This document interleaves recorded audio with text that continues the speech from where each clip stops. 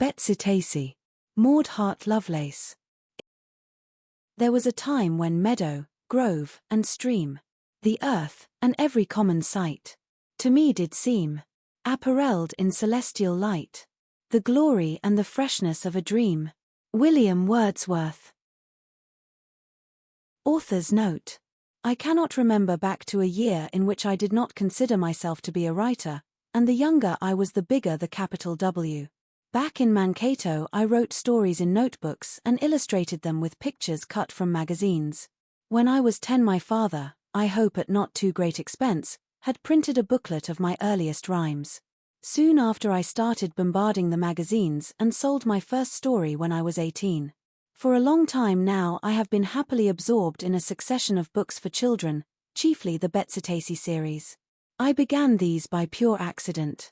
Earlier, for many years, I wrote historical novels, and there was a time when I would have told you I was unlikely ever to write anything else. The field delighted me. Especially, I loved the research involved.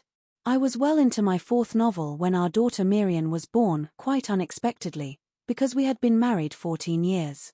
I finished that novel and wrote 2 more in collaboration with my husband. But I found myself less and less interested in inventing plots for adult readers. As Miriam grew old enough to listen to stories, I loved to tell them to her, and I found that most of them centered about my own happy childhood in Mankato. By the time she was 7, and my writer's, now a small W, conscience was upbraiding me because I had not done a book for several years, I saw suddenly that I could make a book of the stories I was telling her. The first of the Betsy Tacy books resulted, and ever since then I have written stories for children, most of them about Betsy, who is, in some measure, myself. The Ray family is plainly the Hart family. I meet grandfathers now who tell me that they still remember my father's onion sandwiches. It is a great joy to me to have that dear family between book covers. I must make clear that these are books of fiction. Plots for them have been invented freely. But many, although not all, of the characters are based on real people. This situation led me into a new kind of research. Letters began to fly. Tacy, Tib, Carney, and other close friends answered lists of questions from me about themselves and our doings when we were young. They drew diagrams of Mankato streets. Mankato is the deep valley of the stories. They sent old photographs of themselves and their relatives and their houses, which Lois Lenski and Vera Neville enjoyed embodying in their delightful pictures. I dived into my own diaries and Kodak books and memory books, while the New York Public Library and later the Claremont Libraries helped out with old newspapers, old-fashioned magazines, collections of old popular songs, and Sears and Roebuck catalogs. As our daughter grew up, so did Betsy, and there are now 10 mainline Betsy Tacy stories and 3 more in which Betsy appears. The letters from children which began with Betsy Tacy flow into our mailbox and are a constant inducement to continue writing juvenile books. 1961. 1. Betsy meets Tacy. It was difficult, later, to think of a time when Betsy and Tacy had not been friends. Hill Street came to regard them almost as one person. Betsy's brown braids went with Tacy's red curls, Betsy's plump legs with Tacy's spindly ones, to school and from school, up hill and down, on errands and in play. So that when Tacy had the mumps and Betsy was obliged to make her journeys alone, saucy boys teased her. "Where's the cheese, apple pie? Where's your mush, milk?" As though she didn't feel lonesome enough already. And Hill Street knew when Sunday came, even without listening to the rolling bells, for Betsy Ray and Tacy Kelly, whose parents attended different churches, set off down Hill Street separately, looking uncomfortable and strange. But on this March afternoon, a month before Betsy's 5th birthday, they did not know each other. They had not even seen each other, unless Betsy had glimpsed Tacy, without knowing her for Tacy, among the children of assorted sizes moving into the house across the street. Betsy had been kept in because of bad weather, and all day she had sat with her nose pasted to the pane. It was exciting beyond words to have a family with children moving into that house. Hill Street was rightfully named. It ran straight up into a green hill and stopped. The name of the town was Deep Valley, and a town named Deep Valley naturally had plenty of hills. Betsy's house, a small yellow cottage, was the last house on her side of Hill Street, and the rambling white house opposite was the last house on that side. So of course it was very important. and it had been empty ever since Betsy could remember. "I hope whoever moves in will have children," Betsy's mother had said. "Well, for Pete's sake," said Betsy's father. "Hill Street is so full of children now that old Mag has to watch out where she puts her feet down." "I know," said Betsy's mother. "There are plenty of children for Julia."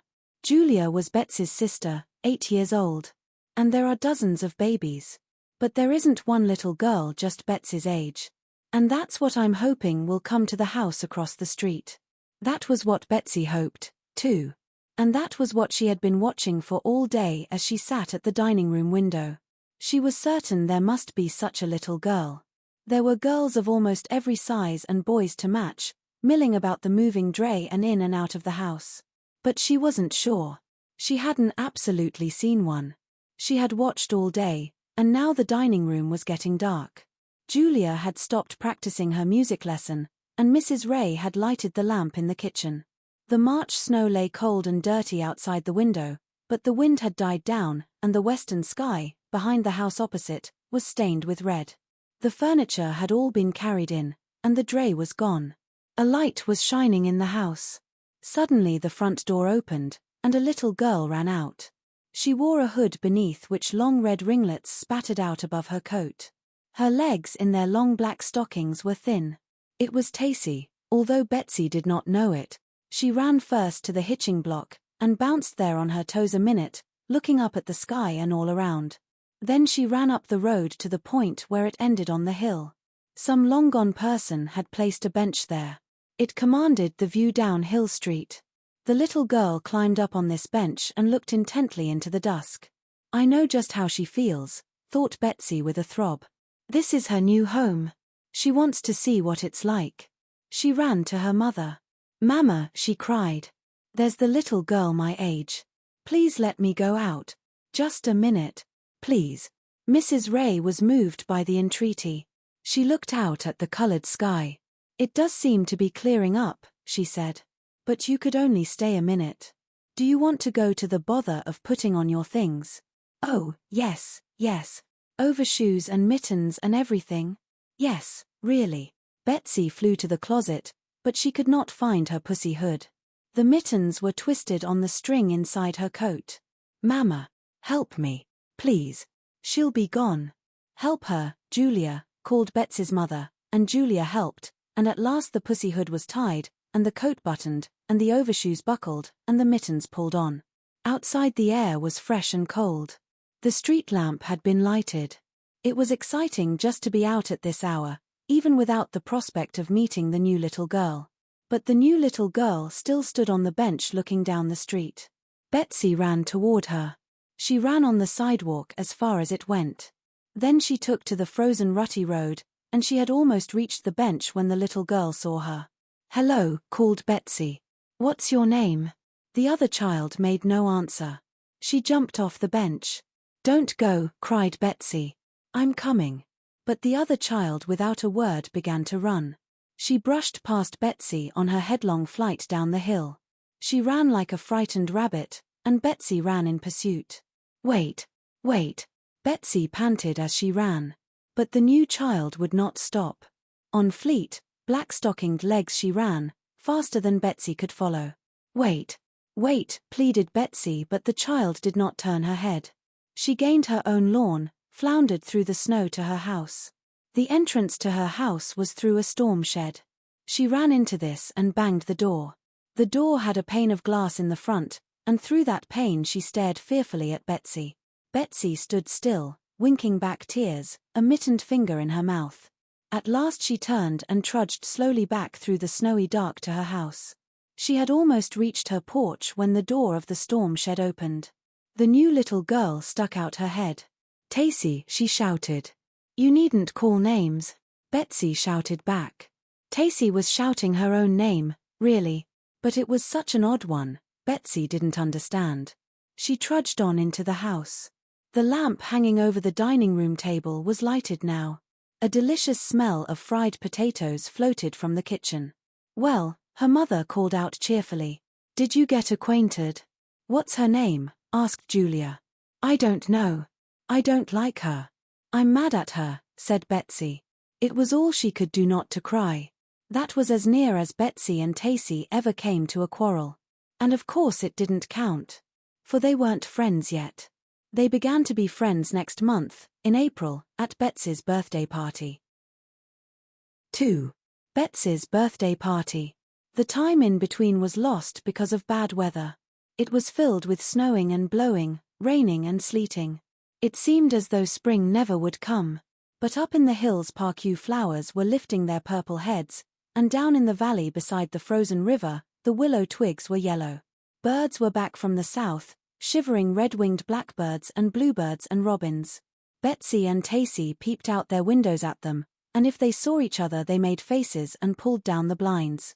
However, when it came time to make out the list for Betsy's birthday party, Betsy's mother included Tacy. "Of course we'll invite the little girl from across the street," she said. And she spoke to Julia. "Will you find out what her name is?" For Julia, who was 8 years old and went to school, was acquainted now with Tacy's older sister. Katie was her name. She was 8, too.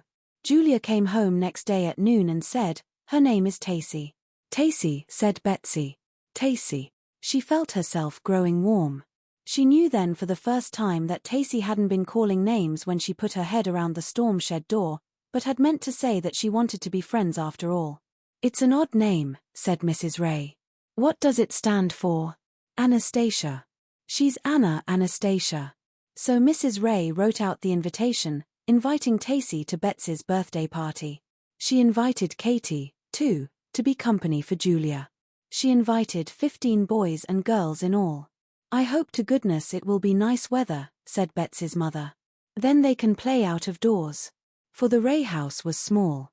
But the sloping lawn was big, with maples and a butternut tree in front of the house, and behind it fruit trees and berry bushes and a garden, and old Mag's barn, and the shed where the carriage was kept. It would be much more fun if they could play out of doors, Betsy thought. She was excited about the party, for she had never had one before. And she was to wear her first silk dress. It was checked tan and pink, with lace around the neck and sleeves. Her mother had promised to take her hair out of braids for the party. She had promised to dress it in curls. Sure enough, on the night before the party, after Julia and Betsy had had their baths in the tub set out before the kitchen fire, Betsy's hair was rolled up on rags. There were curl-making bumps all over her head. And either because of the bumps or because the party was getting so near, Betsy could hardly sleep at all. She would wake up and think, "There's going to be ice cream," and then she'd go to sleep again. And then she'd wake up and think, "I wonder if Tacy will come." And so it went, all night long. When she woke up finally it was morning, and the sun was shining so brightly that it had quite dried off the lawn, which had been free of snow for several days. Betsy flew downstairs to breakfast. "Dear me," said her father, shaking his head when he saw her. "Betsy can't have a party. She's sick. Look how red her cheeks are. Look at those bumps that have come out on her head." Betsy's father loved to joke. Of course there were bumps on her head, because the curls hadn't been unwrapped. They weren't unwrapped for hours, not until almost time for the party. Betsy's hair didn't take kindly to curls. But her hair was good and curly when the rags were removed. It stood out in a soft brown fluff about her face, which was round with very red cheeks and a smile which showed teeth parted in the middle. "When Betsy is happy," her mother said, "she is happier than anyone else in the world." Then she added, "And she's almost always happy." She was happy today, although she had little shivers inside her for fear that Tacy wouldn't come. The silk dress rustled beautifully over 2 starched petticoats which were buttoned to a muslin underwaist over woolen underwear. The legs of the underwear were folded tightly under her white party stockings and into the tops of her shoes. They made her legs look even chunkier than they were. She and Julia had hoped that their winter underwear would come off for the party. But their mother had said, "In April?" Certainly not. At 1 minute after 2:30, the children started coming. Each one brought a birthday present which he gave to Betsy at the door. Each one said, "Happy birthday," and Betsy said, "Thank you." And one little boy who was named Tom said, "Let th thapik peetheth." He meant to say, "Let's speak pieces," but he couldn't, because he had lost 2 teeth and the new ones weren't in yet. Betsy kept waiting for Tacy to come. At last she saw her crossing the street, hanging on to Katie's hand. Tacy held her head down, so that her long red ringlets almost covered her face. You could hardly see what she looked like. She handed Betsy a package, looking down all the while. The present was a little glass pitcher with a gold-painted rim. She wouldn't look up when Betsy thanked her. She wouldn't say, "Happy birthday." "She's bashful," Katie explained. She certainly was bashful. She hung on to Katie's hand as though she were afraid she would be drowned if she let go. She wouldn't join in any of the games. She wouldn't even try to pin the tail on the donkey. The sun shone warmly so that they could play their games on the lawn. Betsy's mother gave prizes. To please the little boy named Tom, she let them all speak pieces. He knew a piece. That was why he had been so anxious to have them spoken. "Twinkle, twinkle, little star," he said, his eyes shining like big brown stars. But all the while Tacy kept her head snuggled against Katie's arm. At last Julia formed the children in a line. Betsy's mother would play a march on the piano, she explained. Betsy, because she was the birthday child, could choose a partner and lead the line. They would march into the house for their refreshments. The music started, and when Tacy heard the music she tossed back her curls a little. Betsy was sorry she had made that mistake about saying, "Don't call names," so she chose Tacy for her partner. And Betsy and Tacy took hold of hands and marched at the head of the line. They marched around and around the house and in and out of the parlor and the back parlor. Betsy's mother loved to play the piano. She came down hard and joyously on the keys. Every once in a while Tacy would look at Betsy sidewise through her curls. Her bright blue eyes were dancing in her little freckled face, as though to say, "Isn't this fun?"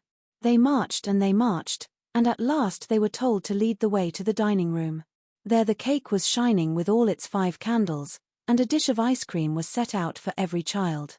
Betsy kept hold of Tacy's hand, and they sat down side by side. From that time on, at almost every party, you found Betsy and Tacy side by side.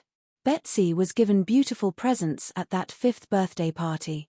Besides the little glass pitcher, she got colored cups and saucers, a small silk handkerchief embroidered with forget-me-nots, pencils and puzzles and balls.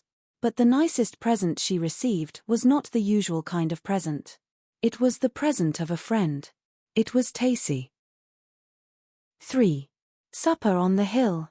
That summer they started having picnics. At first the picnics were not real picnics, not the kind you take out in a basket. Betsy's father, serving the plates at the head of the table, would fill Betsy's plate with scrambled eggs and bread and butter and strawberries, or whatever they had for supper. Tacy's father would do the same. Holding the plate in one hand and a glass of milk in the other, each little girl would walk carefully out of her house and down the porch steps and out to the middle of the road. Then they would walk up the hill to that bench where Tacy had stood the first night she came. And there they would eat supper together. Betsy always liked what she saw on Tacy's plate. In particular, she liked the fresh unfrosted cake which Tacy's mother often stirred up for supper for her big family. Tacy knew that Betsy liked that cake, and she always divided her piece. And if baked beans or cornbread or something that Tacy liked lay on Betsy's plate, Betsy divided that too. While they ate, they watched the sun setting behind Tacy's house. Sometimes the west showed clouds like tiny pink feathers, sometimes it showed purple mountains and green lakes, sometimes the clouds were scarlet with gold around the edges.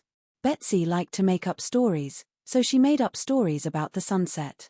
When she couldn't think what to say next, Tacy helped her. Betsy always put herself and Tacy in the stories. Like this. One night 2 little girls named Betsy and Tacy were eating their supper on the hill. The hill was covered with flowers. They smelled sweet and were pink like the sky. The sky was covered with little pink feathers. "I wish," said Tacy, "that I had a feather for my hat." "Do you really?" asked Betsy. "Certainly I do," said Tacy. "I'll get you one," said Betsy. She stood up on the bench. They were through eating their suppers and had put their plates down in the grass. Betsy stood up on the bench and reached her hand out for a feather. Tacy said, "You can't reach that feather. It's way over our house." Betsy said, "I can sew." She reached, and the first thing she knew one of the feathers had come near enough for her to touch it. But when she took hold of it, instead of coming down, it began pulling her up. Tacy saw what was happening, and she took hold of Betsy's feet. She was just in time too. In another minute Betsy would have been gone. Up, up, up they went on the feather into the sky. They floated over Tacy's house. The smoke was coming out of the chimney where her mother had cooked supper. Far below were Tacy's pump and barn and buggy shed. They looked strange and small. Betsy and Tacy could see Betsy's house too. They could look all the way down Hill Street. They could see Mr. Williams milking his cow. And Mr. Benson driving home late to supper. Betsy said, "Wouldn't our fathers and mothers be surprised if they could look up here and see us sitting on a feather?" For by this time they had climbed up on the feather and were sitting on it side by side. They put their arms around each other so that they wouldn't fall. It was fun sitting up there. "I wish Julia and Katie could see us," said Tacy. Julia and Katie were like most big sisters. They were bossy. Of course they were 8, but even if they were 8, they weren't so smart. They didn't know how to float off on a feather like Betsy and Tacy were doing. "We'd better not let anyone see us, though," Betsy decided.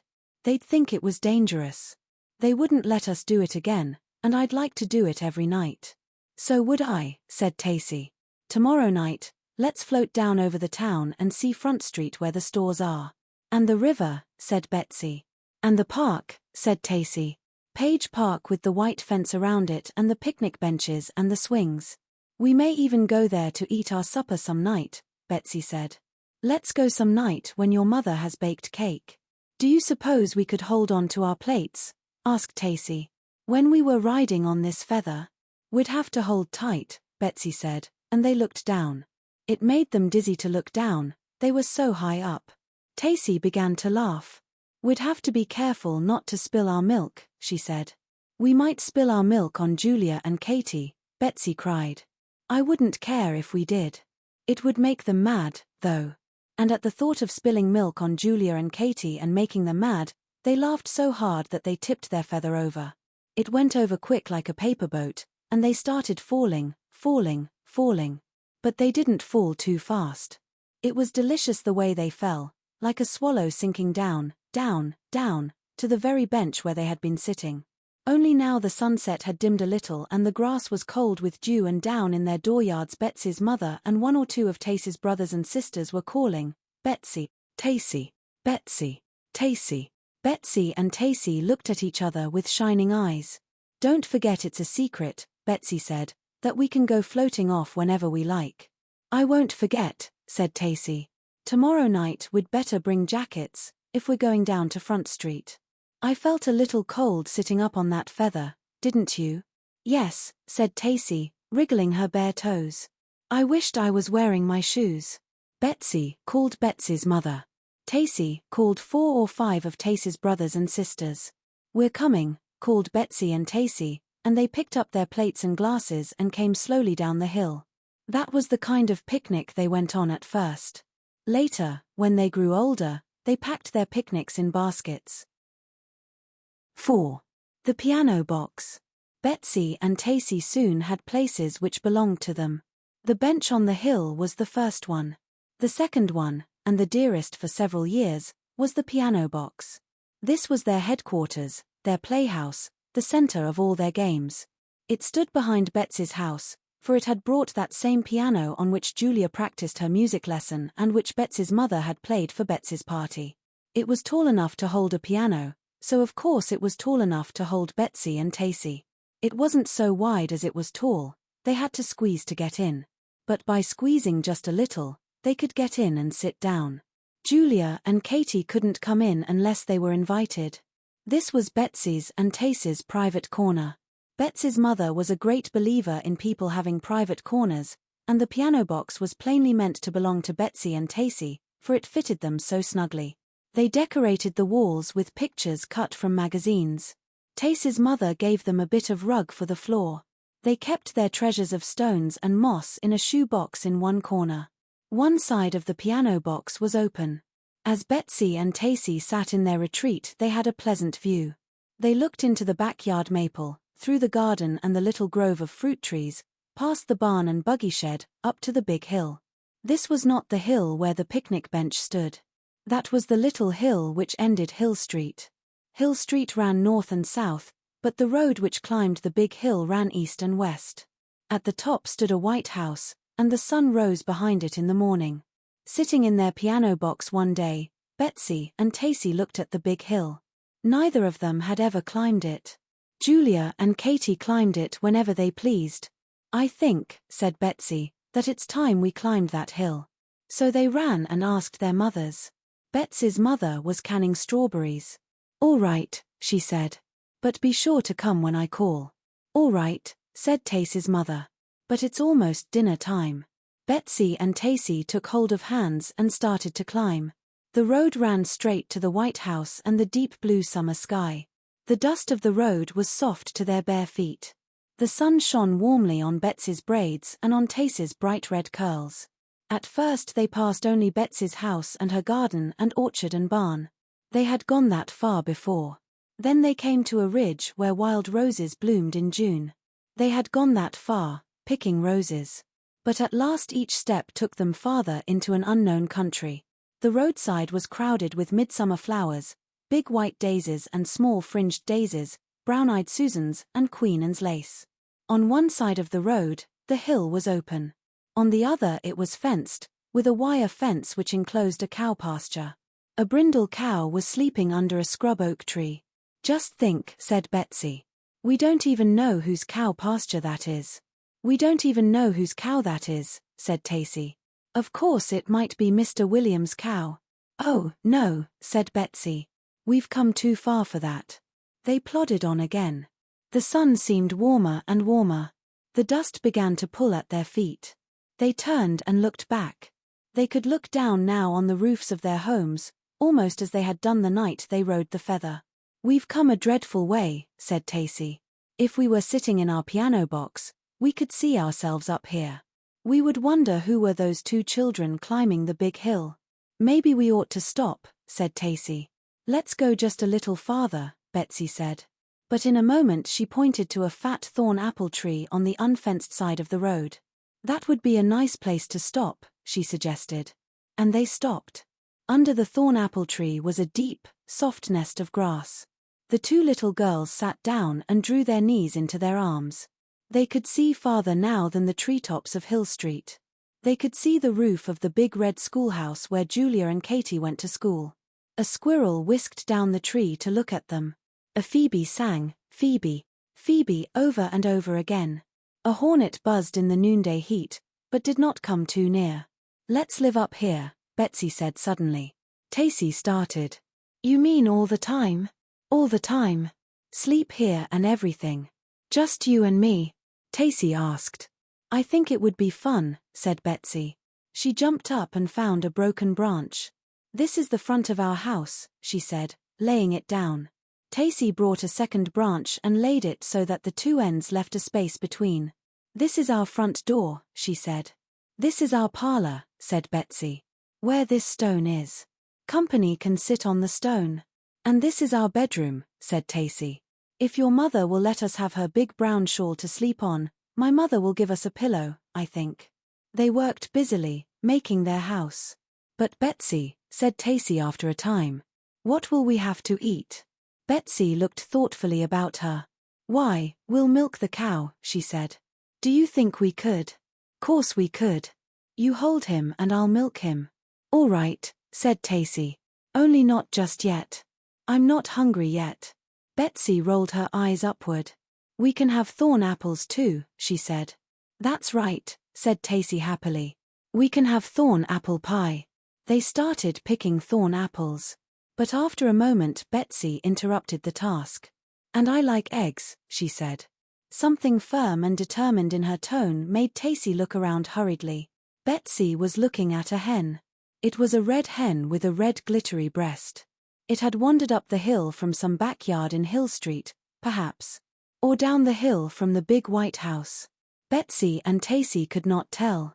But Betsy was looking at the hen so firmly, there was no mistaking her intention. "We'll catch that hen," said Betsy, "and keep him in a box. And whenever we get hungry he can lay us an egg." "That will be fine," said Tacy. They began to hunt for a box. With great good fortune they found one. It was broken and old and water-soaked, but it was a box. It would hold a hen. Now, said Betsy, we have to catch him. I'll say, here chickabiddy, chickabiddy. Here chickabiddy, chickabiddy, like I've heard my Uncle Edward do, and when he comes right up to my hand, you grab him. All right, said Tacy. So Betsy called, here chickabiddy, chickabiddy. Here chickabiddy, chickabiddy, just as she had heard her Uncle Edward do. And she called so well and made such inviting motions with her hand, as though she were scattering feed, that the hen came running toward her. And Tacy swooped down on it with 2 thin arms and Betsy bundled it up in 2 plump ones. Somehow, although it flapped and clawed, they got it into the box. But the hen was very angry. It glared at them with furious little eyes and opened and shut its sharp little beak and made the most horrid, terrifying squawks. Lay an egg, chickabiddy. Lay an egg, chickabiddy, said Betsy over and over. But the hen didn't lay a single egg. About this time voices rose from Hill Street. Betsy, Tacy, Betsy, Tacy. One voice added, dinner's ready. I don't believe he's going to lay an egg, said Tacy. Neither do I, said Betsy. He isn't trained yet. Maybe, said Tacy, our piano box is a nicer place to live after all. Betsy thought it over. The hen kept making that horrid, squawking sound. Probably there would be strawberry jam for dinner, left over from what went into the jars. And the piano box was a beautiful place. Our piano box, she agreed, jumping up, has a roof for when it rains. So they ran down the big hill.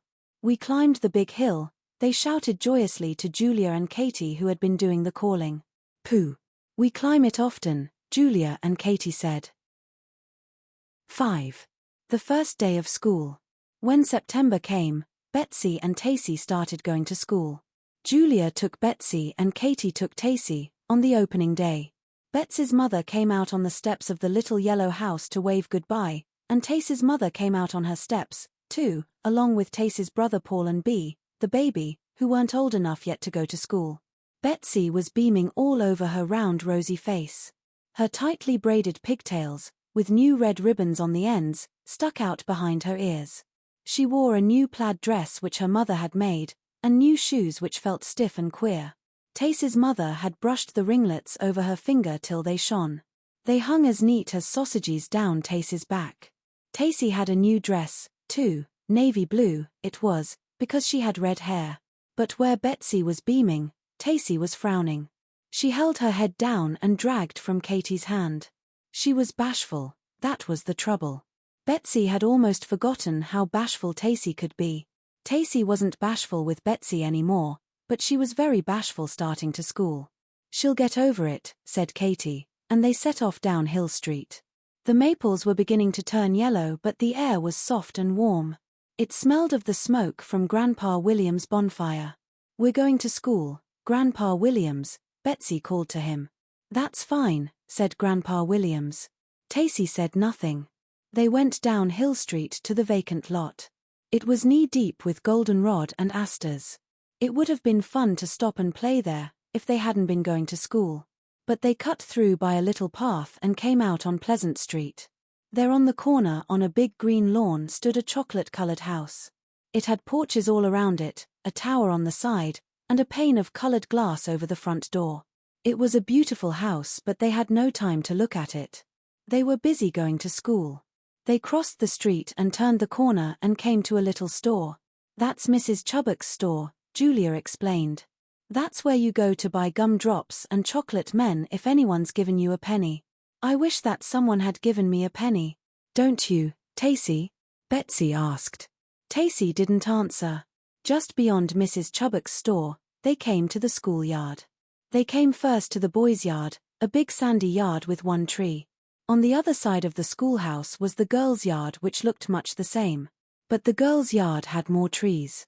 The schoolhouse was built of red brick trimmed with yellow stone. A steep flight of steps led up to the door. At the top of the steps stood a boy, holding a big bell.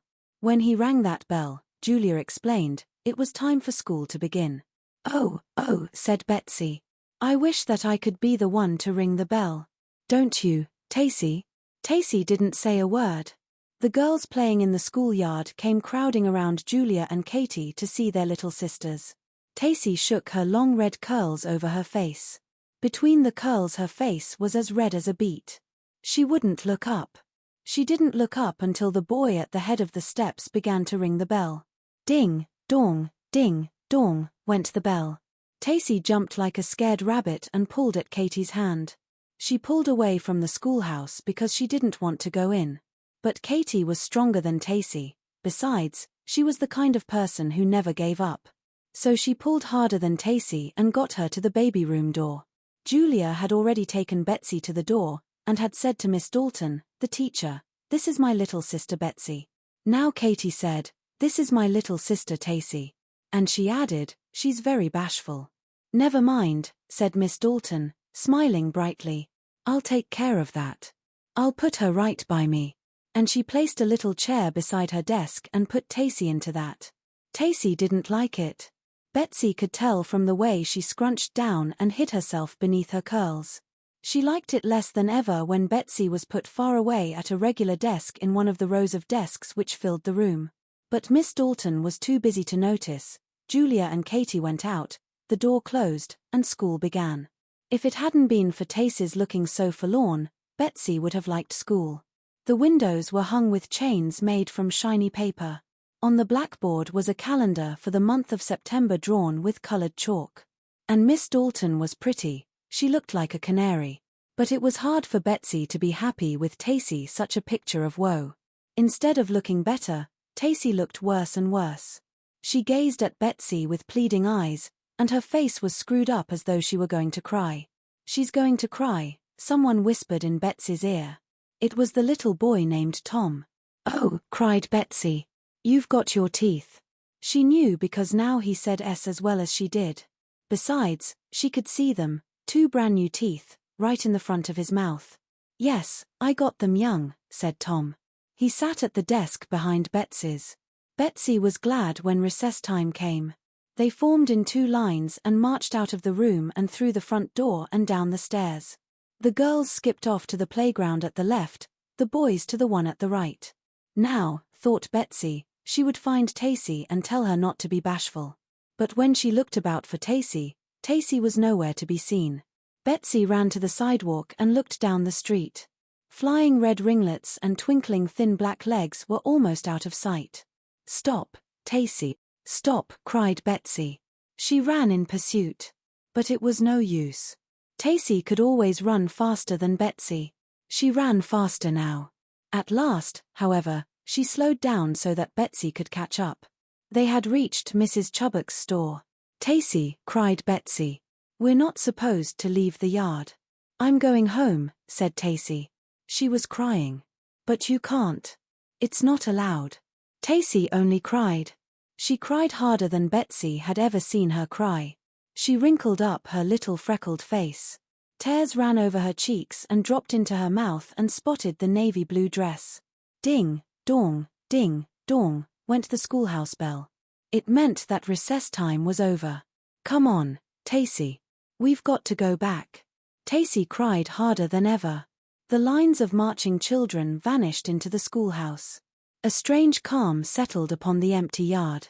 From an open window came the sound of children singing. "We're supposed to be in there," Betsy said.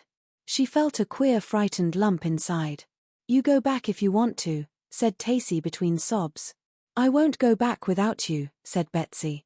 She sat down miserably on Mrs. Chubbuck's steps. The door of the little store opened and Mrs. Chubbuck came out. She was large and stout, with a small soft mustache. She leaned on a cane when she walked. "What's this?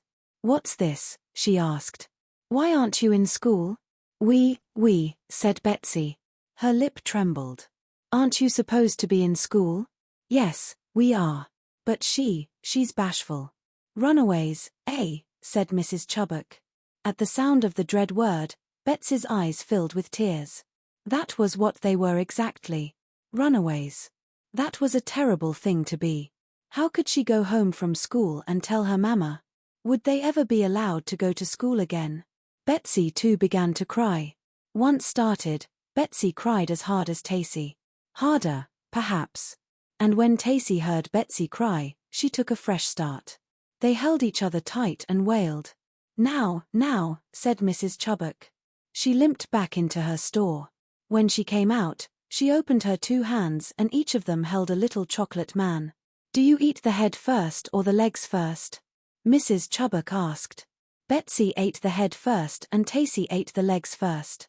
They couldn't very well eat and cry together. So they were eating and not crying when they saw Miss Dalton hurrying across the schoolhouse yard. The sun was shining on her canary-colored hair. She looked pretty but very worried. Oh, there you are, she cried gladly when she saw them. You weren't supposed to go home, my dears. That was only recess. The tears began to trickle again. I know, said Betsy. But Tacy doesn't like school. She's bashful. And she won't go if I won't, said Tacy. No, I won't go if she won't, said Betsy. They lifted anxious faces, smeared with chocolate and tears. Miss Dalton stooped down and put an arm around each of them. She smiled up at Mrs. Chubbuck. Tacy, she said. How would you like to sit with Betsy? Right in the same seat. So they went back to school. Tacy sat with Betsy, right in the same seat. They were crowded, but no more so than they were in the piano box. The little boy named Tom sat right behind them.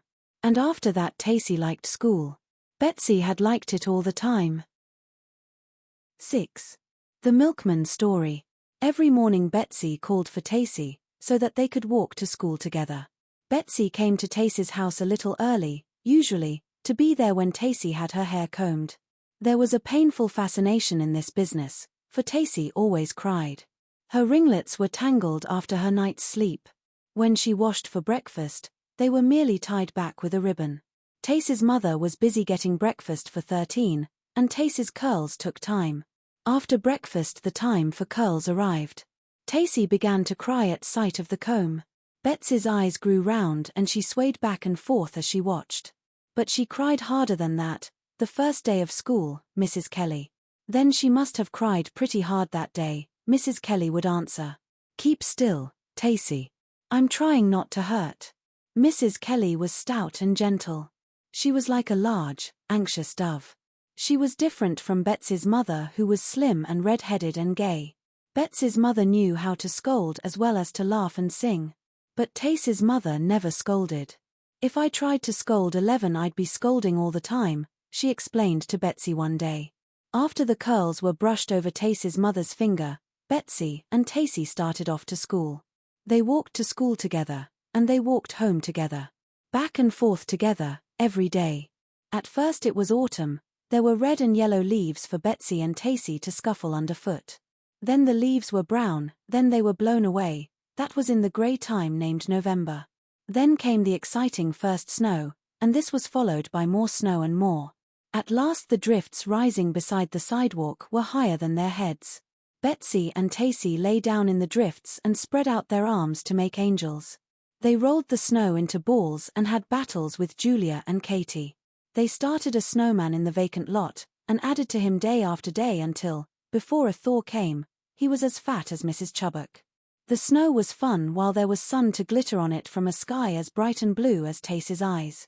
But after a time the weather grew cold. It was too cold for Betsy and Tacy to play in the snow anymore. Their hands inside mittens ached, and their feet inside overshoes grew numb. The wind nipped their faces in their snugly tied hoods. Their breath froze on the bright scarves knotted around their necks. On days like that, as they walked home from school, Betsy told Tacy the milkman story. It started one day when a milkman passed them on the corner by the chocolate-colored house.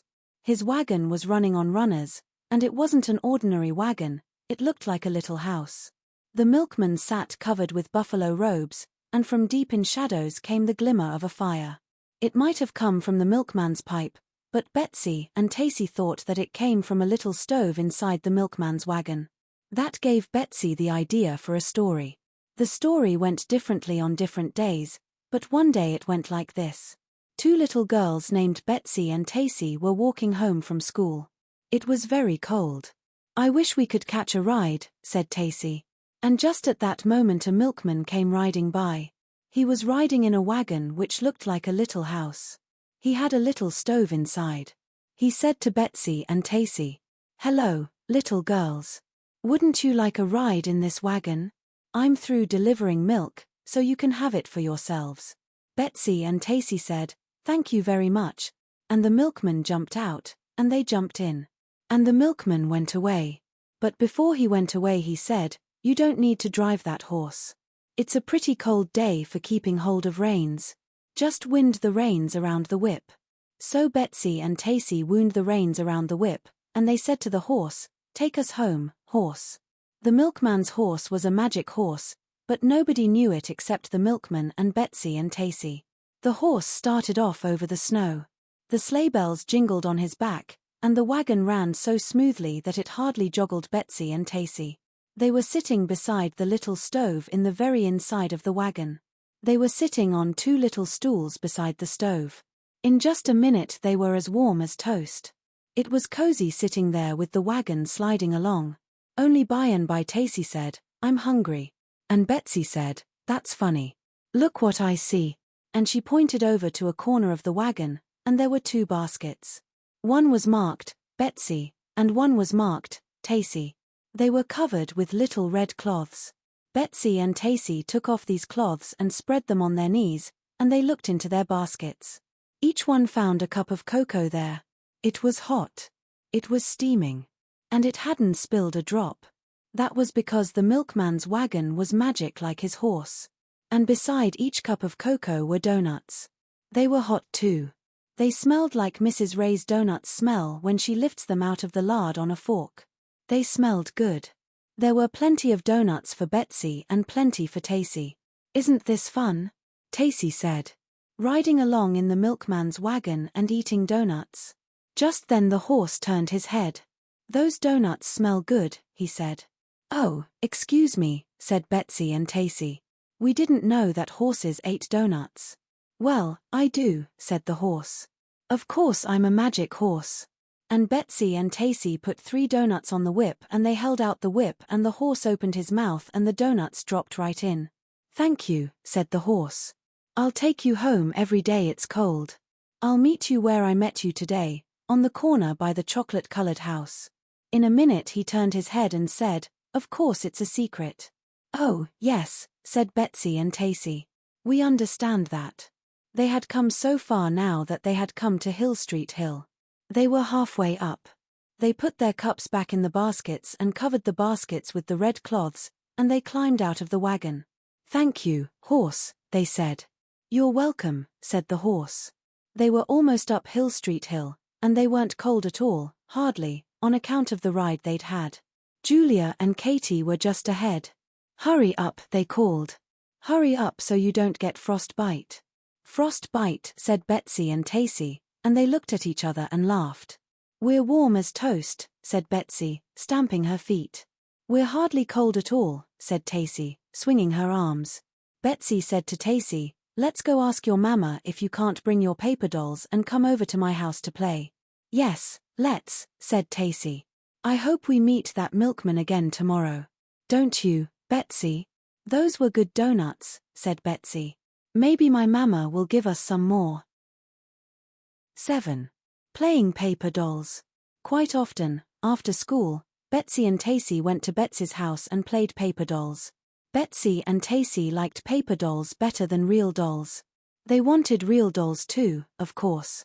The most important thing to see on Christmas morning, poking out of a stocking or sitting under a tree, was a big china doll, with yellow curls and a blue silk dress and bonnet, or with black curls and a pink silk dress and bonnet, it didn't matter which. But after Christmas they put those dolls away and played with their paper dolls. They cut the paper dolls from fashion magazines.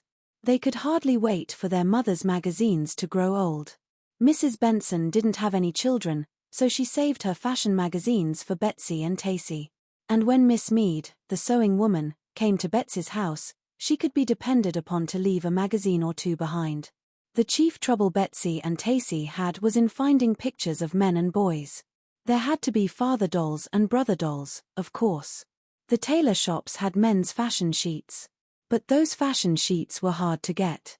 Tacy's brother George worked next door to a tailor shop. He told Mr. Baumgarten, the tailor, that his little sister Tacy liked those fashion sheets. After that Mr. Baumgarten saved all his fashion sheets for Tacy, and Tacy divided them with Betsy. The dolls were not only cut from magazines, they lived in magazines. Betsy and Tacy each had a doll family living in a magazine. The servant dolls were kept in a pile between the first 2 pages. A few pages on was the pile of father dolls, then came the mother dolls, and then the 16-year-olds, the 10-year-olds, the 8-year-olds, the 5-year-olds, and the babies. Those were the dolls that Betsy and Tacy played with after school. Betsy and Tacy stopped in at Tacy's house to get her magazine and eat a cookie.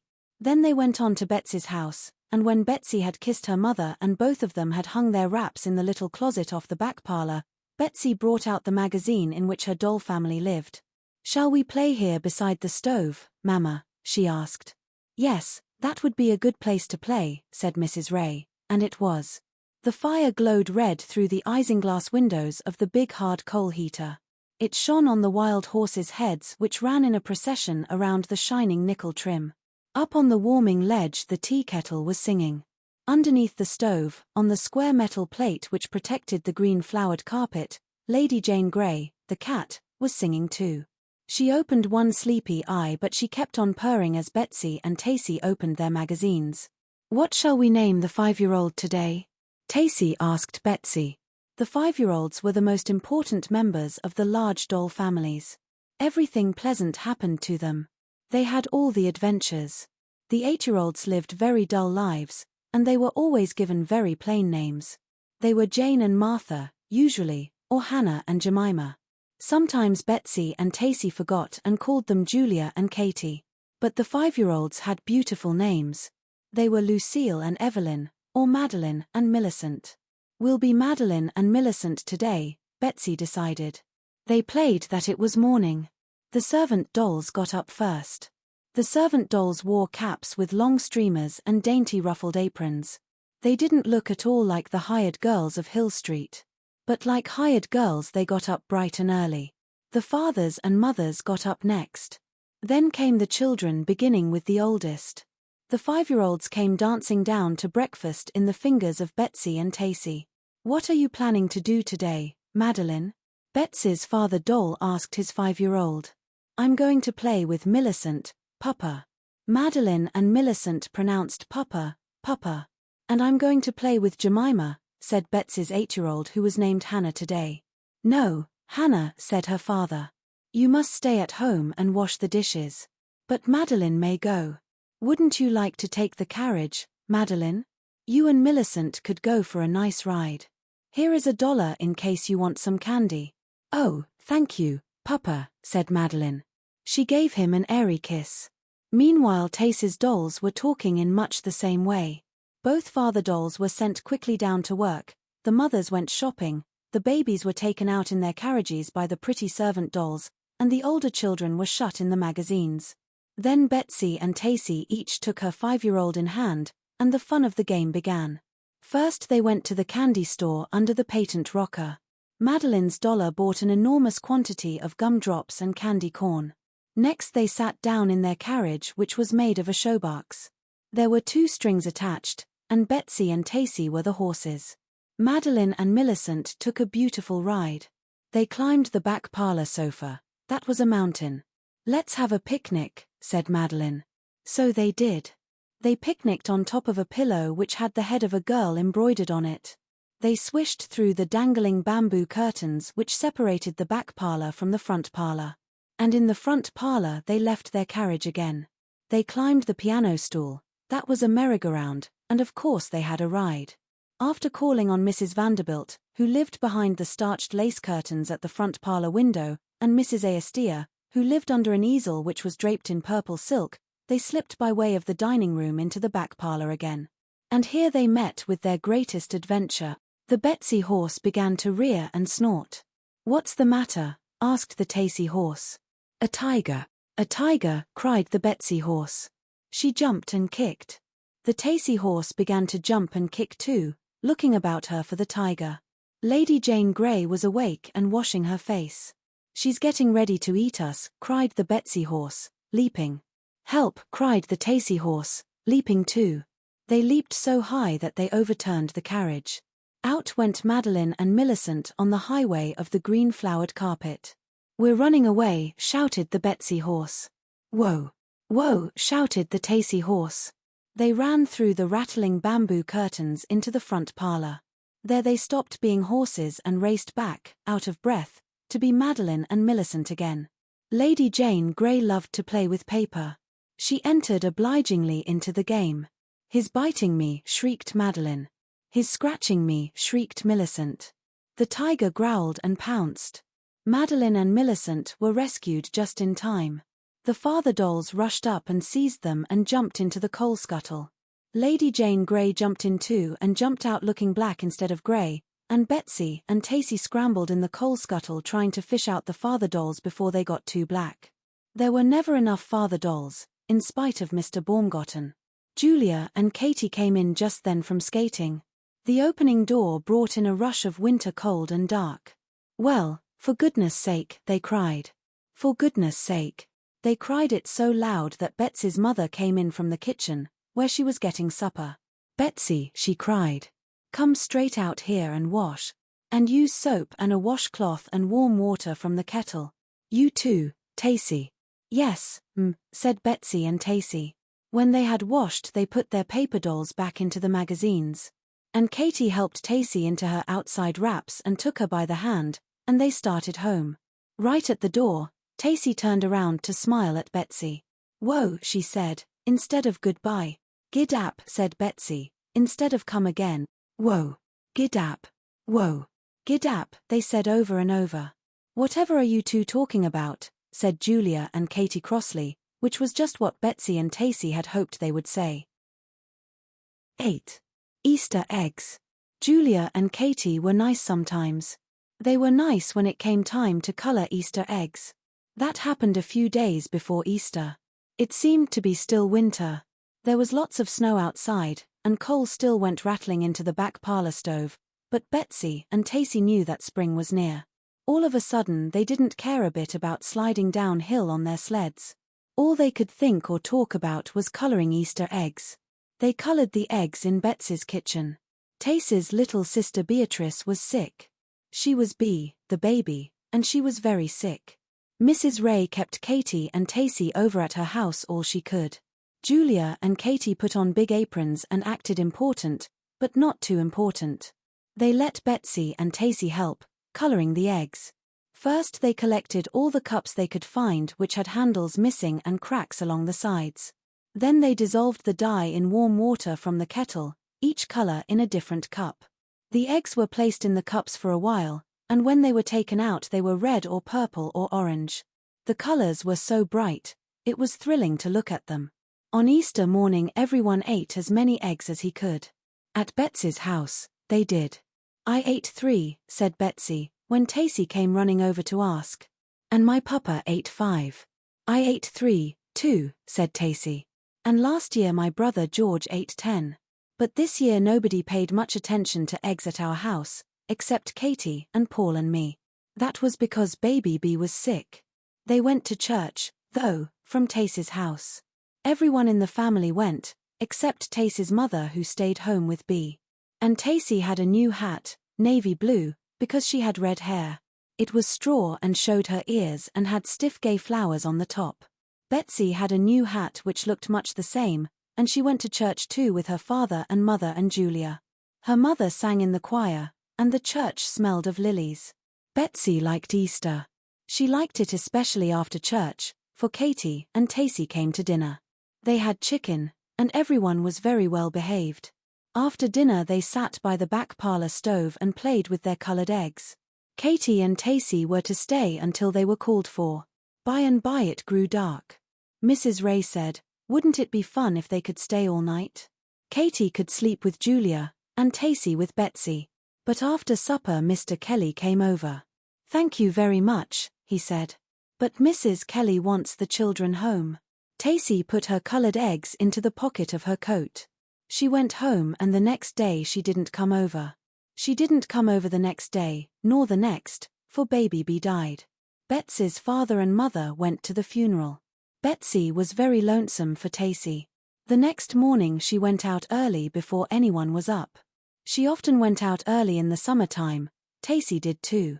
But it was strange going out early at this time of year. Betsy dressed in all her warm clothes, just as she knew she should. She dressed without waking Julia, and she stole down the stairs without waking her father and mother, and she got her coat and hood and overshoes and mittens out of the back parlor closet and put them on softly and went softly out of the side kitchen door. The lilac bush stood by that door. It didn't seem to be awake. The snow which had melted yesterday had frozen in the night, and it hadn't come unfrozen yet. Everything in Hill Street seemed to be waiting for the sun. The trees and houses waited in a dim grey light.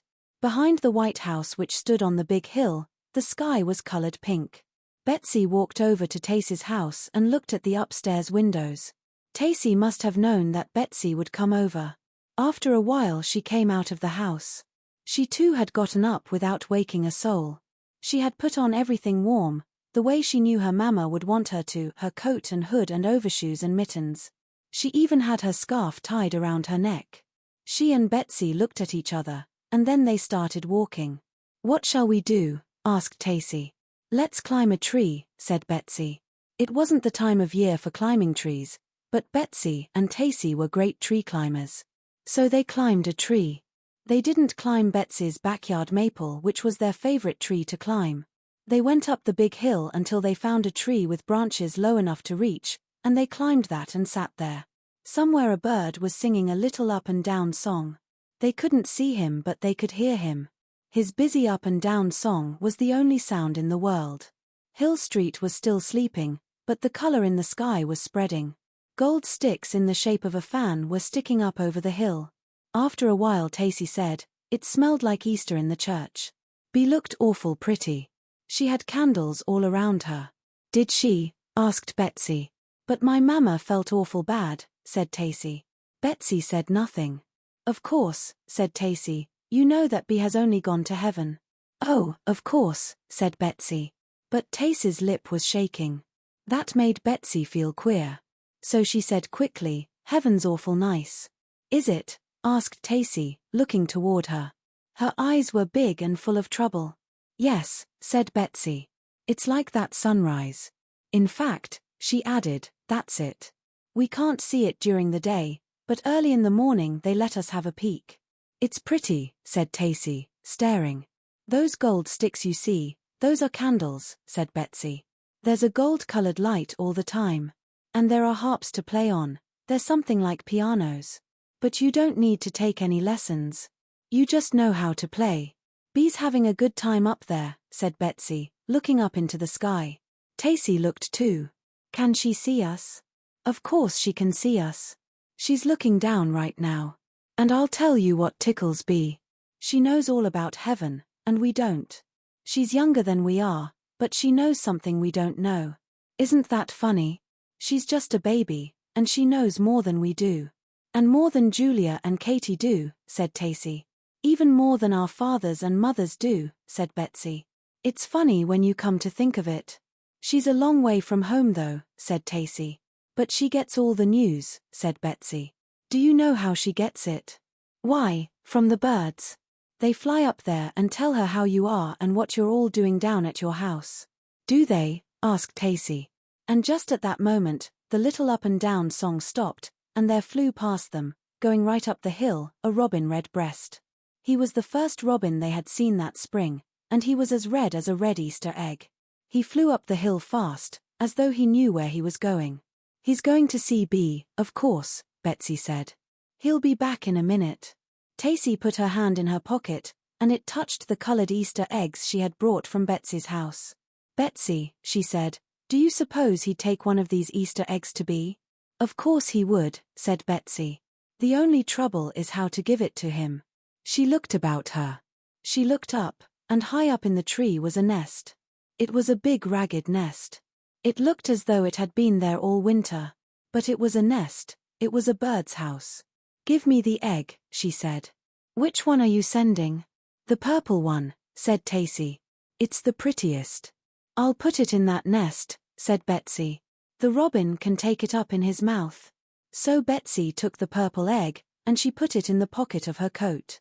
And she climbed up the tree, higher than she had ever gone before. She didn't look down, she looked up instead. She held on tight with her arms to the rough trunk of the tree, and she felt for the branches with her feet. She climbed to the very top of the tree, and put the purple egg in the nest. "There," she said when she came back to Tacy. "Bee will like that egg." They scrambled down the tree and skipped down the hill. The sunrise was almost finished. A pale surprised light was spreading over Hill Street. Smoke was coming out of kitchen chimneys here and there. "Dyeing those Easter eggs was fun," said Tacy. "Yes," said Betsy, "and I saved the dye.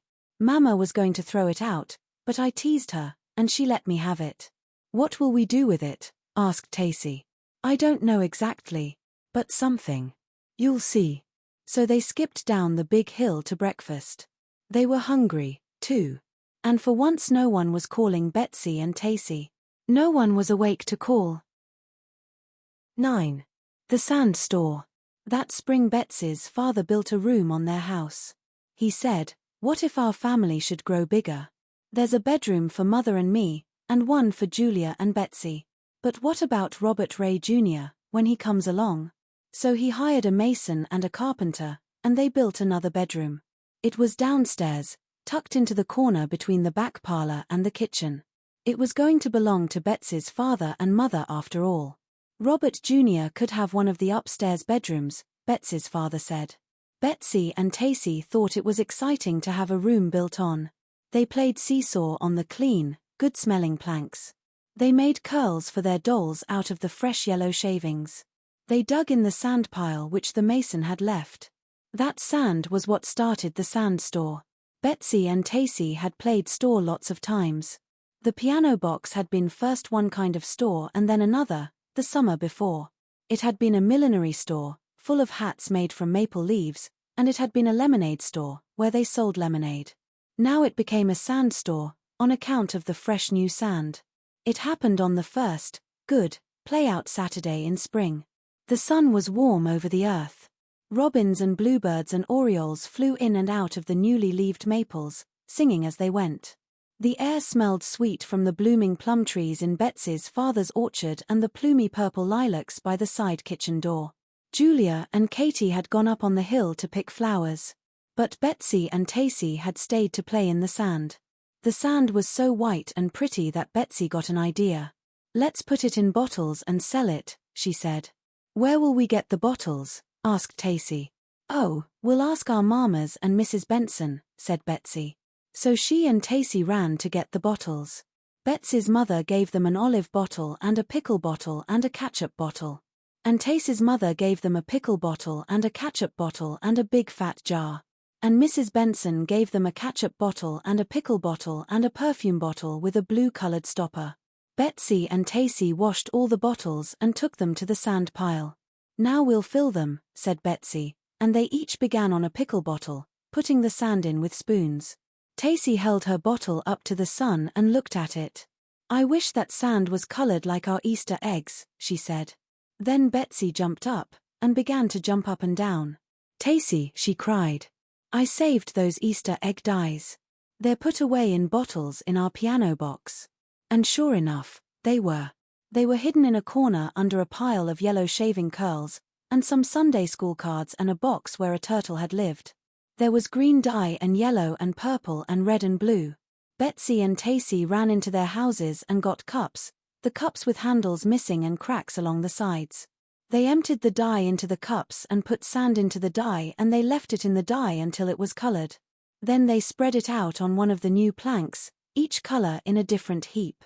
While it dried they sang a song which Betsy made up. It went like this.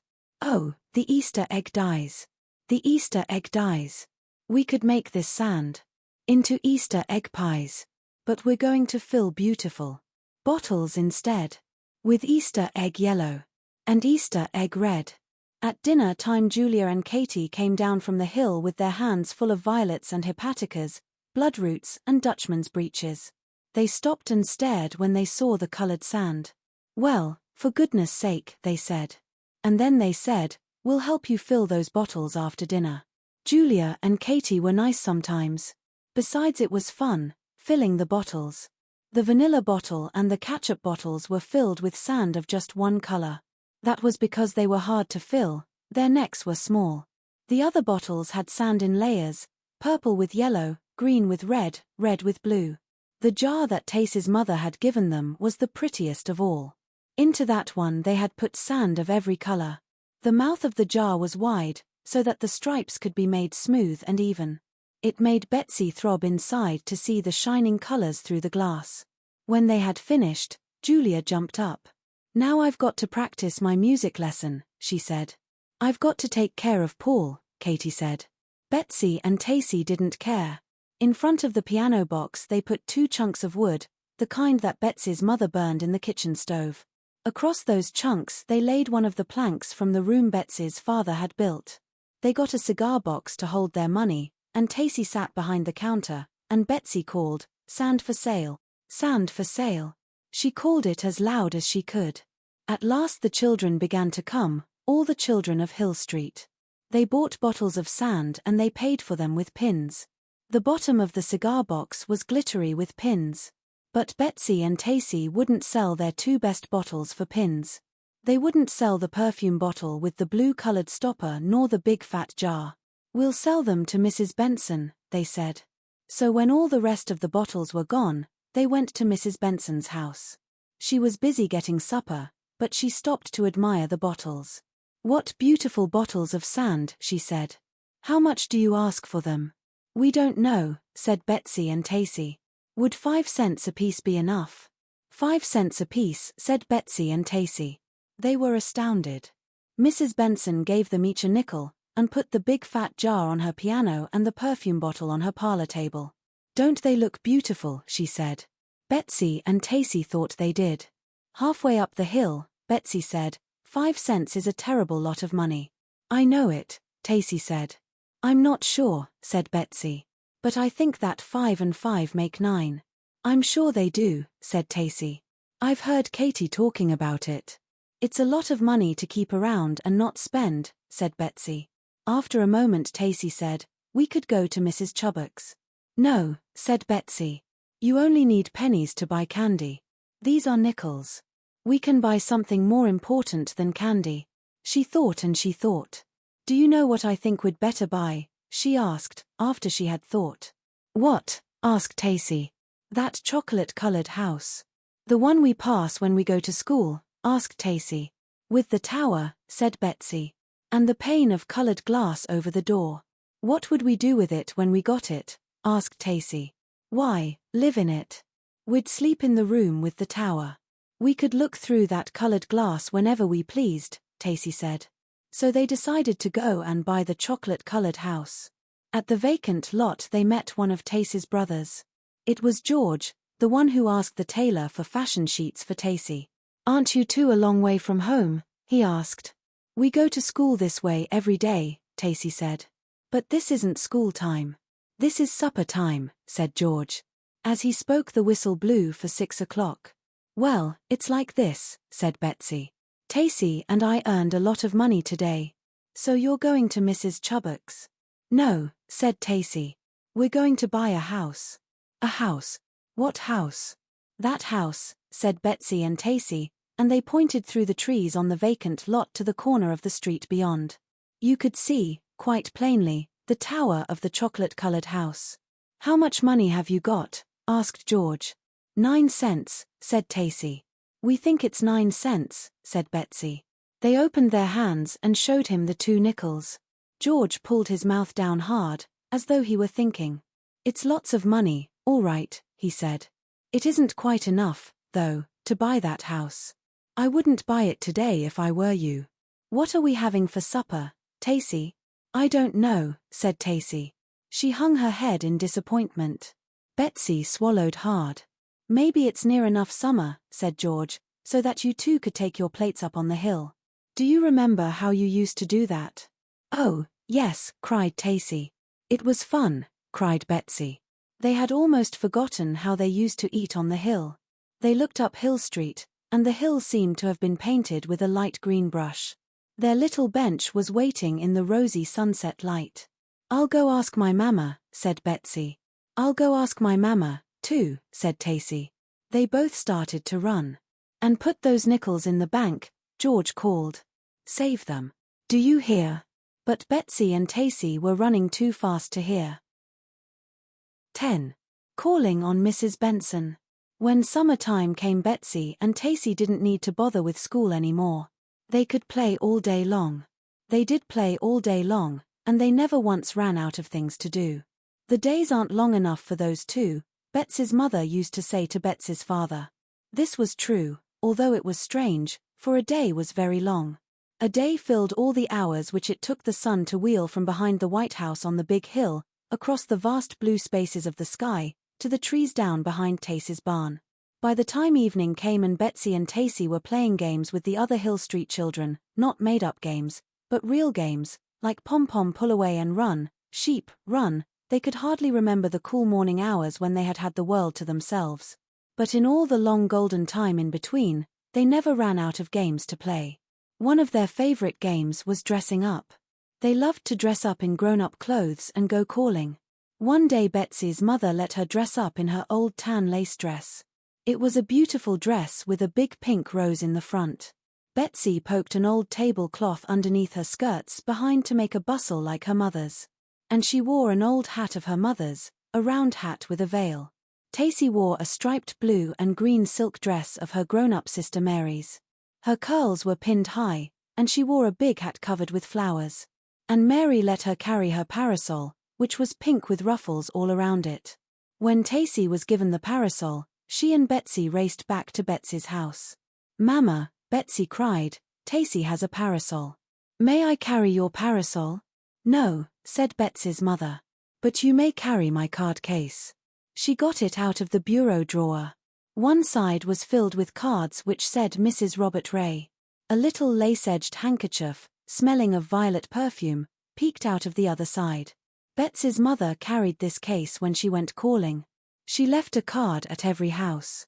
Betsy took the card case and Tacy opened the parasol, and they started down Hill Street. "We'll call on Mrs. Benson," Betsy said. So they called on Mrs. Benson, and she was very glad to see them. "Come right in," she said. "How are you, Mrs. Ray?"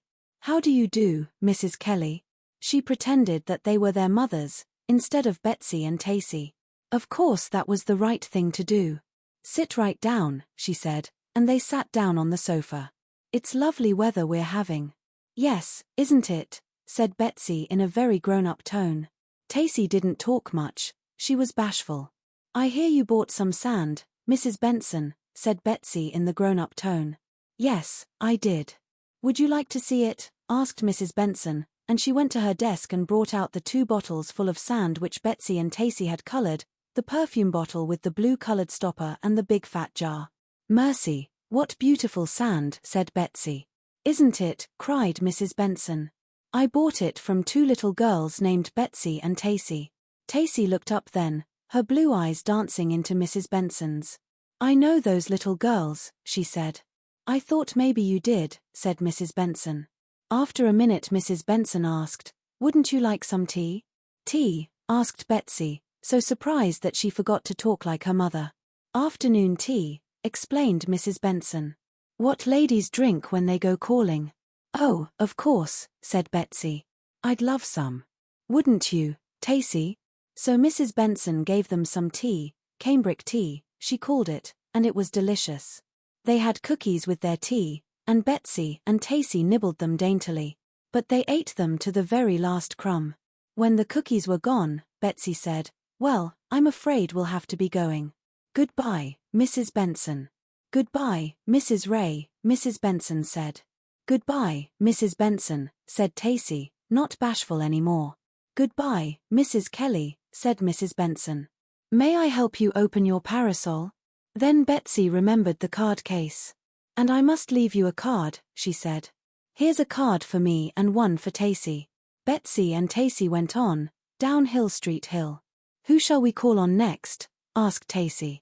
"I know," said Betsy. "We'll call at the chocolate-colored house." So they went on down Hill Street Hill to the corner and through the vacant lot. It was farther than they had ever gone before in grown-up clothes. They held their long skirts high so that the weeds and bushes would not tear them, and they came to the chocolate-colored house. "Tacy," said Betsy, "I never yet saw anybody around this chocolate-colored house." "Neither did I," said Tacy. They looked at it a moment before they climbed to the door. It sat like a big plump chocolate drop on the big square corner lot. There weren't many trees around it, just a green lawn with flower beds on either side of the white cement walk which led to the porch steps. Betsy and Tacy walked up that walk and climbed the porch steps. They rang the bell and waited. While they were waiting, they looked around. The tower jutted right out on the porch. It had windows in it, but all the shades were pulled down.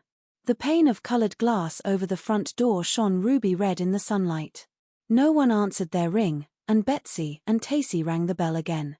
They rang it again and again. At last the lady next door came out of her house. She looked busy and cross. "What are you doing on that porch, little girls?" she asked in a sharp voice. "We're ringing the bell," said Betsy. "We've come to call." "Tell her about the card case," whispered Tacy. But before Betsy could speak again, the lady said, "Well, the people who live there aren't home. They've gone to Milwaukee." She went back into her house and shut the door. "Milwaukee," said Betsy. "Milwaukee," said Tacy. They liked the sound of the word. "I wish I could go to Milwaukee," said Betsy. "What's it like?" asked Tacy. "Oh, it's lovely," said Betsy. "Milwaukee. Milwaukee." She said the name over and over. "While we walk home," she said to Tacy, "I'll make up a poem about it." Betsy liked to make up poems. "First we must leave a card, though," said Tacy. "Of course," said Betsy. They opened the card case and took out a card and put it in the mailbox. "Mrs. Robert Ray," it said on the card. They took out another and left that one too. The second one was from Tacy. While they walked home, Betsy made up the poem about Milwaukee. It went like this. "There's a place named Milwaukee, Milwaukee. Milwaukee, Milwaukee, Milwaukee. There's a place named Milwaukee, Milwaukee. A beautiful place to be. I wish I could go to Milwaukee. With Tacy a hold of my hand. I wish I could go to Milwaukee. It sounds like the Beulah land." "That's a nice poem," said Tacy. "I like the part about me." So they sang it together, making up a tune. They sang it all the way through the vacant lot. And just at the edge of the vacant lot they saw Betsy's father, who was driving home for supper. He was driving Old Mag and had just slowed down for Hill Street Hill. "Stop. Wait. Give us a ride," cried Betsy and Tacy. They picked up their long skirts and began to run. "Why, how do you do, Mrs. Vanderbilt?" said Betsy's father. "And how do you do, Mrs. Astia?" He stopped Old Mag and cramped the wheel of the buggy, and Betsy and Tacy climbed in. Betsy took the reins and Tacy held the whip. Julia and Katie were watching from the steps of the Ray house. "Gid-ap," said Betsy. "Whoa," said Tacy. They drove in triumph around the little road which led to Old Mag's barn. 11. The Buggy Shed. Betsy and Tacy liked to ride home with Betsy's father, or Tacy's. Along about sunset they would walk to the foot of Hill Street Hill and wait. Sometimes they rode up the hill with Mr. Ray and sometimes with Mr. Kelly. Always they rode around to the barn and helped to feed and water the horse, and saw straw put down for his bed and the buggy rolled into the buggy shed. During the day they liked to play in Betsy's buggy shed. It was dark and smelled of hay and oats from the barn which stood right beside it. When Old Mag was in the barn they could hear her chewing oats and stamping flies, but she wasn't often there. She was gone to the store and so was the buggy. Only the surrey was left in the buggy shed for Betsy and Tacy to play with. The surrey had 2 seats and a canopy edged with fringe. There was a pocket in one corner for the whip, and a dust robe to spread on their laps. It was used mostly on Sundays when the family went to church or took a picnic to the river, and on summer evenings when they sometimes went riding while their bedrooms cooled off after the heat of the day. "Shall we sit in the front seat or the back seat?" asked Tacy now, as she and Betsy climbed in. "The front seat," said Betsy. For children usually sat in the back seat. So Betsy and Tacy sat in the front seat, and Betsy picked up the whip. Tacy tucked the robe around them, although it was a very warm day. "Gid-ap," said Betsy, cracking the whip. "Don't go too fast," said Tacy. "I won't," said Betsy. "I think too much of my horse." That was what her father said, so she knew it was the proper thing to say. Through the open door of the buggy shed, they could see the big hill. It was pleasantly green with an arc of blue above it. "See things fly past," said Betsy. Streets and houses and things. Where are we going? Asked Tacy. To Milwaukee, said Betsy. Goody, said Tacy. That's the place I want most of all to see. Well, you're going there now, said Betsy, and she cracked the whip again. Tuck up good, she said. Did we bring a lunch? Asked Tacy. Yes, said Betsy. It's under the seat. There are chicken sandwiches and hard-boiled eggs and potato salad and watermelon and chocolate cake and sweet pickles and sugar cookies and ice cream. It ought to be plenty, Tacy said. They went down Hill Street to Broad Street where the churches and the library and the big houses were, and they turned from Broad Street to Front Street where the stores were. They went past the office where Tacy's father sold sewing machines and past the store where Betsy's father sold shoes. But they didn't stop. We haven't time, said Betsy. They went on down Front Street to the big mill at the end. That big mill blew the whistle for 6 o'clock in the morning and 12 o'clock noon and 6 o'clock at night. It wasn't blowing any whistles now. Betsy and Tacy rode past it. They rode up Front Street Hill and out of the town of Deep Valley. They were out in the country now. I think it's time for our lunch, Tacy said. Yes, it is, said Betsy. We'll stop here beside this lake. So they stopped beside a lake, and they let old Mag's check rain down so that she could drink. And Betsy and Tacy sat down in the shade and opened their picnic basket. I just love chicken sandwiches, said Betsy. This ice cream is good, said Tacy. It hasn't melted a bit.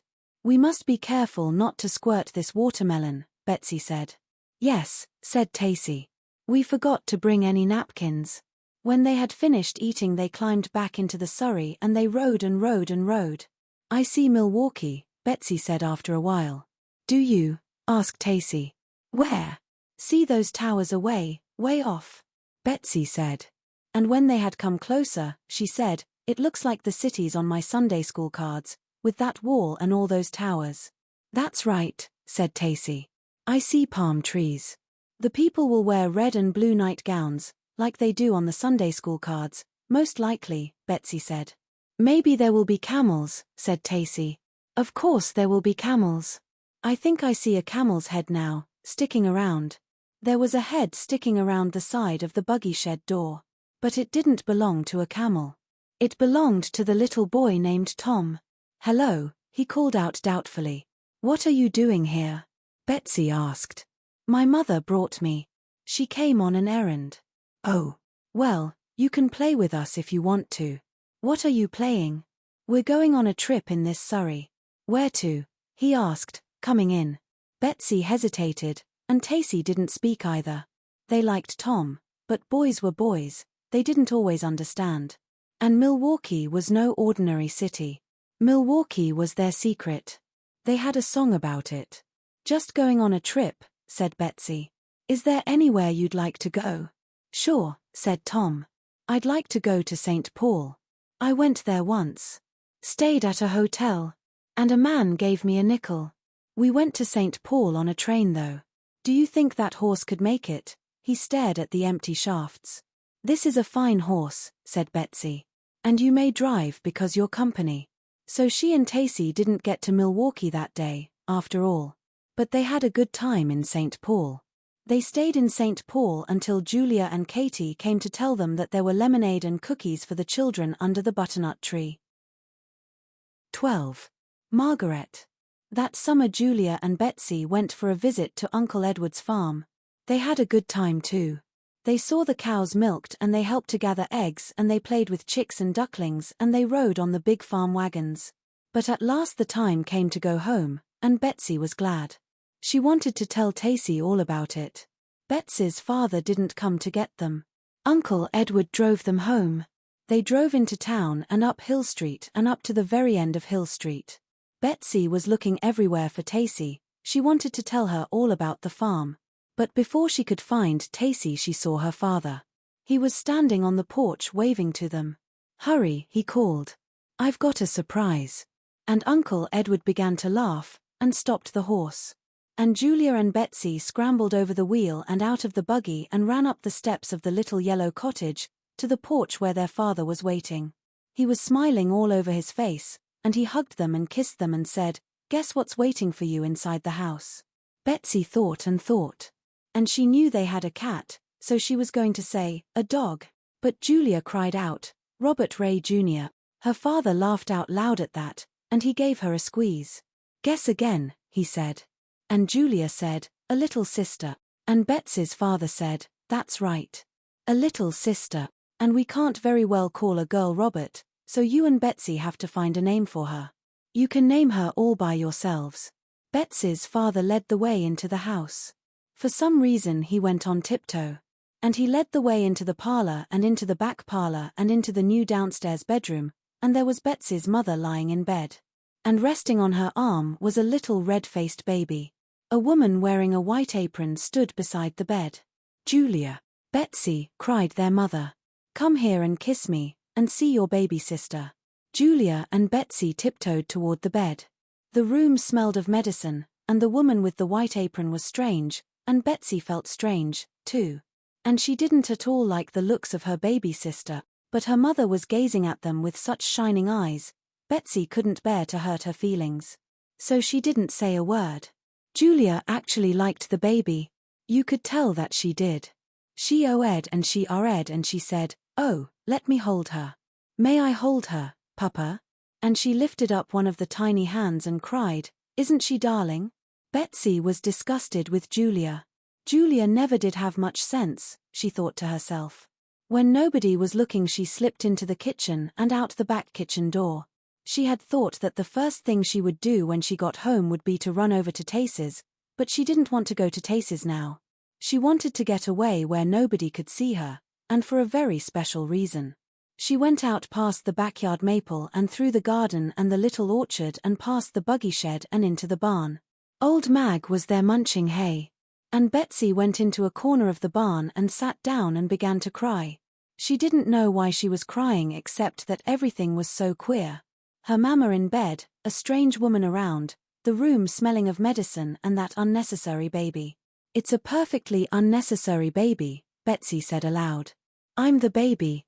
And the more she thought that, the harder she cried, and the farther she scrunched away into a corner of the barn. By and by Tacy came in. Tacy hadn't seen Betsy go into the barn. She just seemed to know that Betsy was in that barn, as Betsy had known that Tacy would come outdoors early the morning after Baby B's funeral. Tacy came in, and she came straight over to the corner where Betsy was sitting, and she sat down beside her and put her arm around her.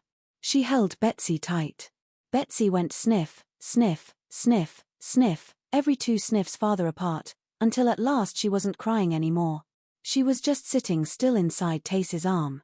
Then Tacy said, most everybody has babies, you know. Do they? Asked Betsy. Yes.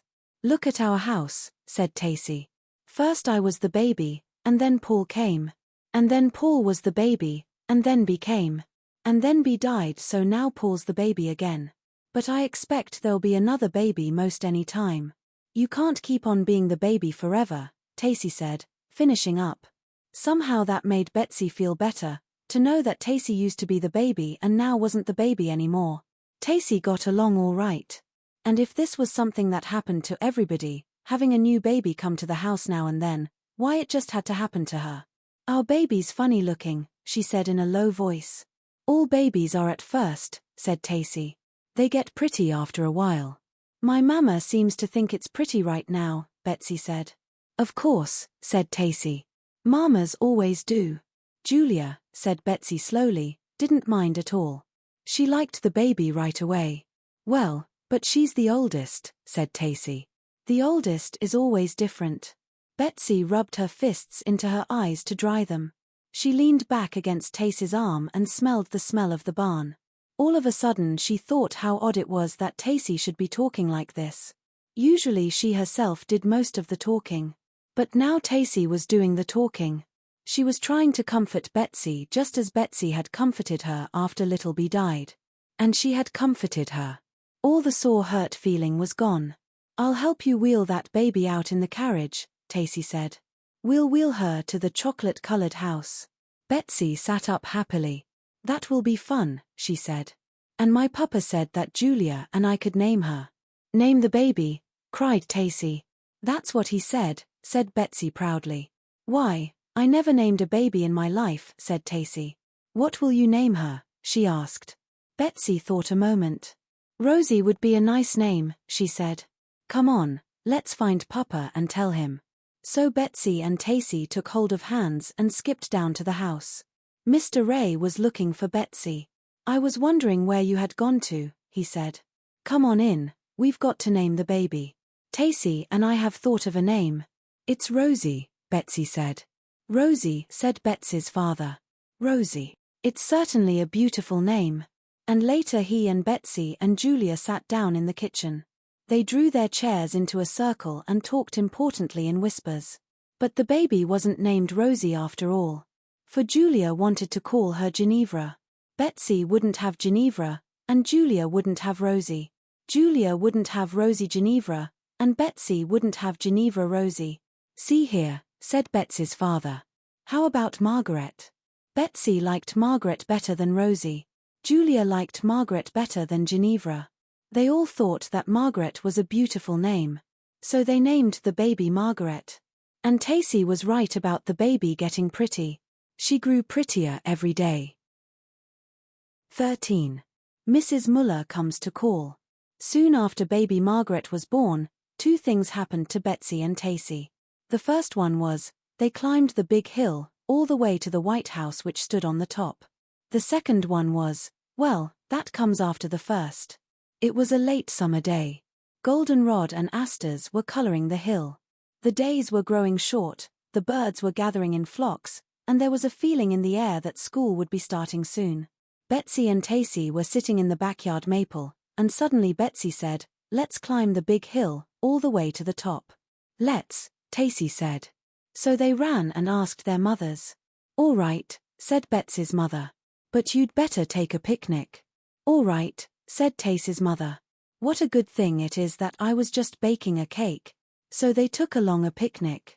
And this was the first time that they had taken a picnic in a basket. They packed their picnic in a brown wicker basket, and they both took hold of the handle, and they climbed the big hill. They climbed to the ridge where wild roses grew in June. They had gone that far before. They passed the tree where they had left the egg for bee in a nest at the very top. They passed the thorn apple tree where they had planned to make a house. There was a pasture on one side, and a cow and a calf were in that pasture. On the other side the country was open and free. They turned to look back, there, but they kept on climbing. They climbed, and they came to the top of the hill. The land was as flat as a plate, and there were oak trees scattered about, and the White House stood there, the one the sun came up behind in the morning. They went to the White House and they peeked all around it. They almost expected to find the sun in a pocket behind that house. But there was only a deep ravine, with the sound of water gurgling, and another hill beyond. Goodness, said Betsy. The world is big. They had thought they would be satisfied when once they had climbed the big hill. But now they wanted to go down in the ravine, and see this water which sounded so merry, and climb the next hill. We will some day, too, Betsy said. But they thought that for one day they had done enough. So they sat down on the rim of the big hill and ate their lunch. They sat on the rim overlooking Hill Street. And they could look down, along the road they had come, into the maples of Hill Street and down on the roofs of their homes. They could see the trees in the vacant lot. They could see the tower of the chocolate-colored house. They could see the red brick schoolhouse where they went to school. And they could see farther than that, for they could see down to Front Street, where Tacy's father had his office and Betsy's father his store.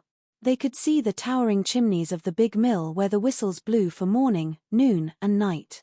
They could see Page Park with the white fence around it. And beyond that, down in the valley, they could see a silver ribbon. They knew that was the river. Mercy, said Tacy. There are lots of places to go. They ate their sandwiches and the cake Tacy's mother had made and started down the hill. And when they reached Betsy's house, a great surprise awaited them. Betsy's mother was sitting on the porch, rocking the baby. She was laughing, and she looked very young and pretty, with her red hair, like Tacy's, flying around her face and the baby in her arms. You two little rascals, come here, she said. Betsy and Tacy came there. Do you remember the day I let you take my card case? Betsy's mother asked. Betsy and Tacy nodded. Of course they remembered. Well, what do you mean by leaving my cards at strange houses? Strange houses? Asked Betsy. The houses of people we don't know. As Betsy and Tacy did not answer, she went on, you must have left a card at that big new house on the corner of Pleasant Street. Why, yes, said Betsy. We did. But she wondered how her mother knew. She and Tacy had kept that visit a secret. The people had gone away, Tacy said. But she didn't say where. Well, here is what happened, said Mrs. Ray, still laughing. And Julia and Katie, who were standing by the porch, laughed too. This afternoon I was sitting here on the porch, and a carriage drove up. A lady got out, and she came up the steps of the porch and said, Mrs. Ray? I am Mrs. Muller. It was so kind of you to call. And then she explained that she and her husband had moved here from Milwaukee. They had bought that house and settled it, she said, and then they had gone back to Milwaukee. But now they have come here to stay and get their little girl in school. Their little girl, cried Betsy and Tacy together. Is there a little girl? Of course. Didn't I tell you that the little girl was with her? Julia and Katie entertained her, for I couldn't find you too. But she's just about your age. What's she like? Asked Betsy and Tacy breathlessly.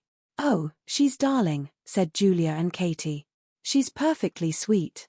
She has little yellow curls, said Julia. Short ones. Like this. And big blue eyes, said Katie. She wore the prettiest dress, said Julia. White lace with bows of blue ribbon all over. And she dances, said Katie. She danced for us. All by herself. Betsy and Tacy looked at each other. What's her name? Asked Betsy. Her name is Tib. It's short for Thelma. Julia and Katie explained. Betsy and Tacy didn't say a word. They started down Hill Street. Do you suppose we'll like her? They asked, but silently. Down in their hearts they thought they wouldn't. They took hold of hands when they reached the vacant lot. They walked as though they were walking into danger. The tall trees and the bushes and the brush seemed to wait in breathless excitement as Betsy and Tacy approached the chocolate-colored house. 14. Tib. They approached the chocolate-colored house from the rear, for it faced on Pleasant Street. On the back lawn was an oak tree which stood on a small knoll. On the knoll they saw what looked like a clothes pin, standing prongs up. It was a little girl standing on her head. She righted herself when they came near and stood on her bare feet. She was dainty and small. Her arms, legs and face were tanned, which made her blue eyes look even bluer than they were, and her short fluff of yellow hair look very yellow. She stared at them silently out of her round blue eyes.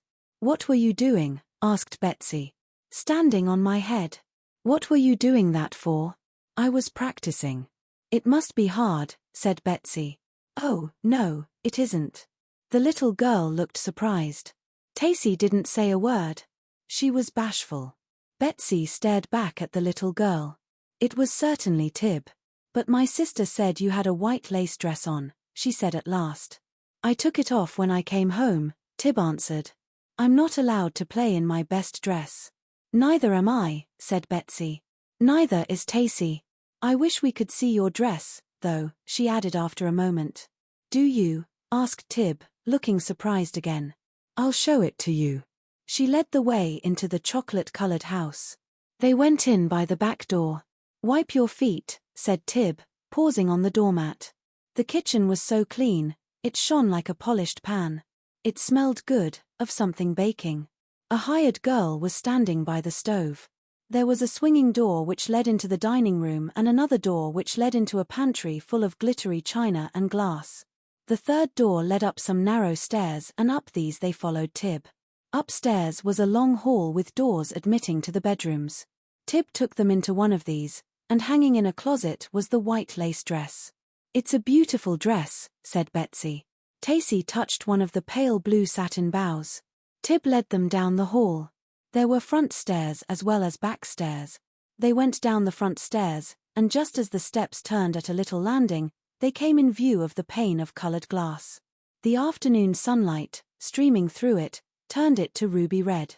Tacy and I like that colored glass, said Betsy. What colored glass? Asked Tib.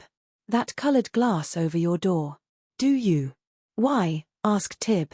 She looked at it as though she had never noticed it before. We like your tower too, said Betsy. What tower? asked Tib.